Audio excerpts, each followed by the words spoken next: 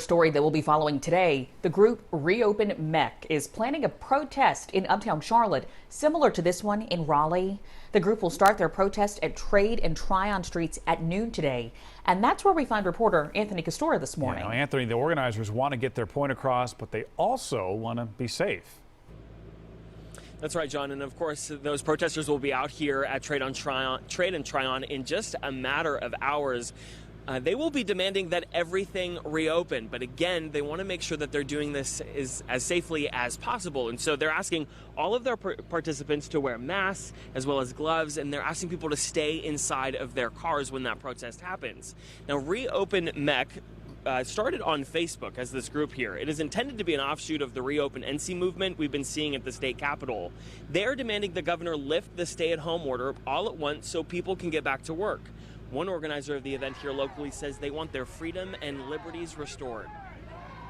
We want people to abide by these social distancing guidelines, and anybody who does decide to actually protest in the streets, they are more than welcome to do so.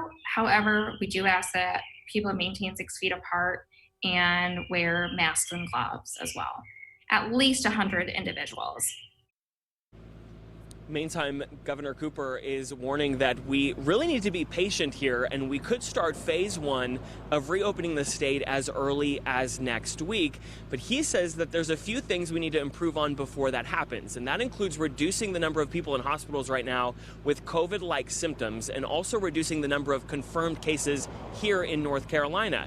He's warning everyone that we need to stay home because our action now will determine how quickly we'll be able to follow through with this process. My message today is to stay vigilant. Right now, we need people to continue following the stay-at-home order so that we can move into the phases of easing restrictions. The Meck County Health Director also says that our trends here locally are stabilizing, so that means we could follow suit with phase 1 of reopening next week as well. In terms of the protest happening here today, police say they are aware, they'll be monitoring this, and of course we'll bring you full coverage as it happens today on Eyewitness News at noon.